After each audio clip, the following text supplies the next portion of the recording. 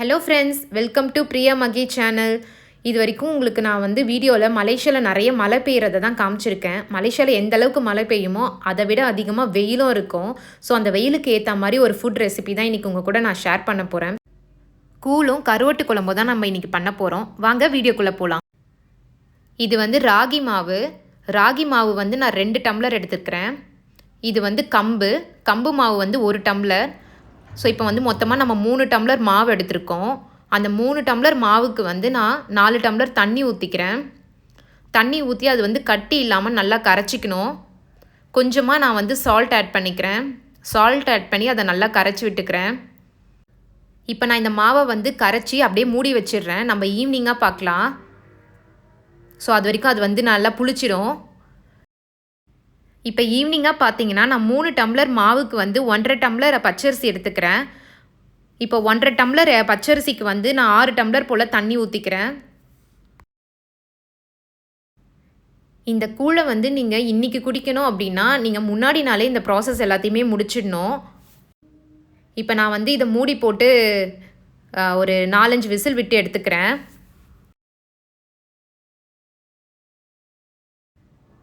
இப்போ பார்த்தீங்கன்னா நான் ஒரு 5 விசில் விட்டு எடுத்துருக்கிறேன். நல்லா வந்து கொலைய வந்திருக்கு. ஸோ இதை நல்லா நம்ம வந்து இந்த மாதிரி குழச்சி எடுத்துக்கணும். அப்போ தான் வந்து கூழ் பண்ணுறதுக்கு நல்லாயிருக்கும். இப்போ பாருங்கள் மாவு எந்த அளவுக்கு புளிச்சு வந்திருக்கு. நான் மார்னிங் 8 o'clock போல் நான் அந்த மாவை கரைச்சி வச்சேன். இப்போ ஈவினிங் வந்து 6 ஆகுது. ஸோ அதுக்குள்ளே நல்லாவே புளிச்சிருச்சு மாவு. இப்போ நான் வந்து ஸ்டவ் வந்து இன்னும் ஆன் பண்ணலை, ஆஃபில் தான் இருக்குது. அதுக்குள்ளவே நான் வந்து இதை வந்து ஊற்றி நல்லா கலரி விட்டுக்கிறேன். ஏன்னா வந்து எனக்கு அந்த ஸ்டவ் ஆன் பண்ணிவிட்டு கலரணுன்னும் போது அது கலர்றதுக்குள்ளே அது கட்டியாயிடும். ஸோ அதனால் ரொம்ப கை வலிக்குங்கிறதுனால நான் ஃபஸ்ட்டு ஸ்டவ் ஆன் பண்ணுறதுக்கு முன்னாடியே அந்த மாவை ஊற்றி இந்த ரைஸ் கூட நல்லாவே கலரி விட்டுக்கிறேன். ஏன்னா இப்படி பண்ணும்போது எனக்கு கொஞ்சம் ஈஸியாக இருக்குது. ஸோ இப்போ பாருங்கள் நான் கட்டி இல்லாமல் எந்தளவுக்கு மாவை கலரி விட்டுருக்கேன். இந்த மாதிரி கலர்னதுக்கப்புறம் தான் நான் வந்து ஸ்டவ் ஆன் பண்ணுறேன். இப்போ ஆன் பண்ணி ஒரு மீடியம் ஃப்ளேமில் வச்சுட்டு நீங்கள் வந்து கைவிடாமல் கிண்டிகிட்டே இருக்கணும் அந்த மாவை. இல்லைனா அது வந்து கட்டியாக வந்துடும், இல்லைனா அடி பிடிச்சிரும். ஸோ இந்த மாதிரி வந்து கலரிட்டே இருங்க. அந்த மாவை வந்து கைவிடாமல் கலரிட்டே இருக்கணும். இப்போ நான் ஒரு 5 நிமிஷமாக இதே மாதிரி கலரிட்டே இருக்கேன். இப்போ பார்த்தீங்கன்னா உங்களுக்கு அந்த மாவு வந்து இப்போ பாருங்கள் எந்த அளவுக்கு கலர் மாறி இருக்குது. இப்போ ஓரளவுக்கு மாவு வந்து வெந்திருக்கா இல்லையான்றதை எப்படி இதை வந்து செக் பண்ணணும் அப்படின்னா கையில் வந்து கொஞ்சம் தண்ணியை தொட்டுட்டு இதை மாதிரி தொட்டு பாருங்கள். ஸோ இந்த மாதிரி ஒட்டுது அப்படின்னா இன்னும் கொஞ்சம் வேகணும்னு அர்த்தம். ஸோ நான் இன்னும் கொஞ்சம் நேரம் விட்டதுக்கப்புறம் மறுபடியும் தொட்டு பார்க்குறேன் கையில் தண்ணி நினச்சிட்டு. இப்போ பாருங்கள் ஒட்டவே இல்லை. ஸோ மாவு வந்து ரெடி ஆகிடுச்சு. ஸோ இது வந்து ரெடி ஆகிடுச்சா இல்லையான்றதை நம்ம இப்படி தான் வந்து செக் பண்ணிக்கணும். இப்போ பார்த்தீங்கன்னா தண்ணி தொட்டி இந்த கரண்டியில் இருக்கிறதெல்லாம் எடுத்துகிட்டு நான் அப்படியே மூடி வச்சிட போகிறேன்.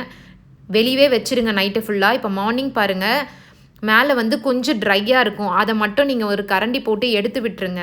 ஸோ மேலே காஞ்சிருக்கிறத நம்ம சாப்பிடக்கூடாது. அது தனியாக எடுத்து வச்சுருங்க. இப்போ நான் வந்து தேவையான அளவுக்கு மட்டும் ஃபஸ்ட்டு எடுத்துக்கிறேன் கரைக்கிறதுக்கு. இப்போ இந்த மாவு நம்ம கரைக்கும் போதே கொஞ்சமாக வந்து உப்பு போட்டிருக்கோம். இப்போ கொஞ்சமாக லைட்டாக மட்டும் நான் ஆட் பண்ணிக்கிறேன். ஸோ நீங்களும் பார்த்து ஆட் பண்ணிக்கோங்க உப்பு. அது கூடவே நான் தயிர் ஆட் பண்ணிக்கிறேன். தயிருமே வந்து உங்களுக்கு எவ்வளோ தேவையோ அந்த அளவுக்கு ஆட் பண்ணிக்கோங்க. ஆட் பண்ணிவிட்டு இதை நல்லாவே நம்ம கரைச்சி விட்டுக்கணும். உங்களுக்கு தேவையான அளவுக்கு தண்ணி ஊற்றிக்கோங்க. ஸோ நான் இந்த மாதிரி பதத்தில் தான் கரைச்சி எடுத்துக்கிறேன். இப்போ கூழ் ரெடி ஆகிடுச்சு. நெக்ஸ்ட்டு வந்து நம்ம கருவாட்டு குழம்பு பண்ணிக்கலாம். நான் அதுக்கு ஒரு பாத்திரம் வச்சுட்டு அதில் வந்து கொஞ்சமாக எண்ணெய் விட்டுக்கிறேன். அதில் கொஞ்சமாக கடுகு, கொஞ்சம் வெந்தயம், இது 2 பொரிஞ்சதுக்கப்புறம் நான் வந்து 2 பெரிய சைஸ் வெங்காயம் பொடியாக நறுக்கி வச்சுருக்கேன். அதையும் ஆட் பண்ணிக்கிறேன்.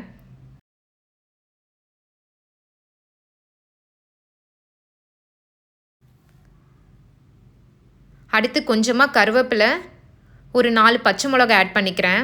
நீங்கள் உங்கள் காரத்துக்கு ஏற்ற மாதிரி பச்சை மிளகா ஆட் பண்ணிக்கோங்க. இப்போ இது நல்லா வெங்காயம் வந்து வதங்கினதுக்கப்புறம் 2 பெரிய சைஸ் தக்காளி நான் வந்து பொடியாக கட் பண்ணி வச்சுருக்கேன். அதையும் ஆட் பண்ணி நல்லா வதக்கிக்கிறேன். அது கூட தேவையான அளவு கொஞ்சமாக கல்லுப்பு அதை சேர்த்து நல்லா வதக்கி விட்டுடலாம். இப்போ பாருங்கள் நல்லா எண்ணெய் லைட்டாக பிரிஞ்சு நல்லா வதங்கியிருக்கு. இப்போ அது கூடவே வந்து கத்திரிக்காவும் நான் வந்து முள்ளங்கி ஆட் பண்ணிக்கிறேன். இப்போ இந்த காய் வந்து கொஞ்சம் நல்லா நம்ம வதங்க விடணும்.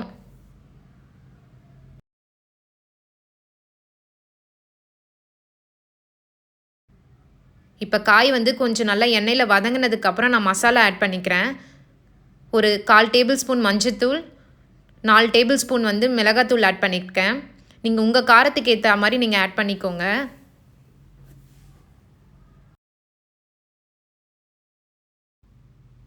இப்போ இந்த மிளகாத்தூள் பச்சை வாசனை போகிற அளவுக்கு கொஞ்சம் வதக்கி விட்டுக்கலாம்.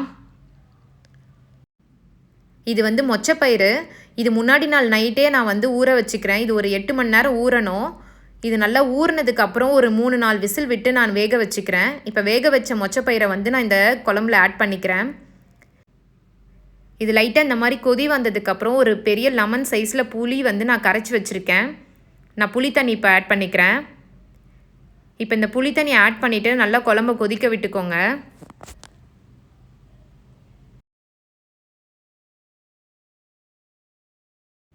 இப்போ வந்து ஒரு 10 நிமிஷம் இந்த மாதிரி கொதிச்சதுக்கப்புறம் நான் வந்து நெத்திலி கருவோடு எடுத்து வச்சுருக்கேன். தலையெல்லாம் க்ளீன் பண்ணி நல்லா வாஷ் பண்ணி வச்சுருக்கேன். அதை ஆட் பண்ணிக்கிறேன். நீங்கள் எந்த கருவோடு வேணாலும் ஆட் பண்ணிக்கலாம். இப்போ அந்த கருவோடு ஆட் பண்ணிவிட்டு ஒரு 15 நிமிஷம் போல் நான் நல்லா கொதிக்க விட்டுக்கிறேன். இப்போ பார்த்தீங்கன்னா நல்லா எண்ணெய் பிரிஞ்சு வந்திருக்கும். இப்போ வந்து குழம்பு ரெடி ஆகிடுச்சு. இப்போ நான் வந்து கொஞ்சமாக கருவேப்பிலை கொத்தமல்லி தூவி ஸ்டவ் ஆஃப் பண்ணிக்கிறேன். இப்போ இதில் கொஞ்சமாக வந்து வெங்காயமும் கருவேப்பிலையும் ஆட் பண்ணிக்கிறேன். இப்போ கூழும் கருவாட்டு குழம்பும் ரெடி ஆகிடுச்சு. ஸோ இது வந்து உடம்புக்கு ரொம்ப நல்லது. நீங்களும் ட்ரை பண்ணி பாருங்கள். உங்களுக்கு இந்த வீடியோ பிடிச்சிருக்கும்னு நினைக்கிறேன். பிடிச்சிருந்ததுன்னா லைக் பண்ணுங்கள், ஷேர் பண்ணுங்கள், சப்ஸ்கிரைப் பண்ணுங்கள். பாய்.